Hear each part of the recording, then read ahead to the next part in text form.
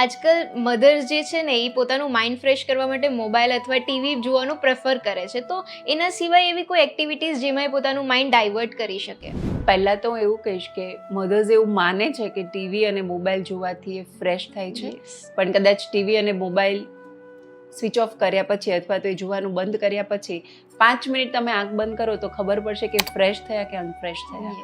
તો ગર્ભાવસ્થામાં શક્ય તેટલું મોબાઈલથી દૂર રહો, કારણ કે આપણું એક ઇલેક્ટ્રોમેગ્નેટિક ફિલ્ડ હોય છે અને બાળક ખૂબ સેન્સિટિવ છે. તો એને એ અમુક ફ્રિકવન્સી, જેમ આપણા કાન અમુક ફ્રિકવન્સીનો અવાજ જ સહન કરી શકે, એના પછી ન સહન કરી શકે, એવી રીતે બાળકની પણ એક કેપેસિટી છે કે અમુક જ ઇલેક્ટ્રોમેગ્નેટિક ફિલ્ડ જે છે અમુક હર્ટ્ઝનું એ જે સહન કરી શકે. પરંતુ આજે મોબાઈલ અને ગઝેટ્સના ઇલેક્ટ્રોમેગ્નેટિક ફિલ્ડ એટલા બધા કન્ડેન્સ હોય છે જે ખરેખર બાળકના વિકાસને રૂંધી રહ્યો છે. અને આનાથી દૂર રહેવા માટે માતાને સૌથી મોટો પ્રશ્ન એ છે કે તો પછી કરીએ શું?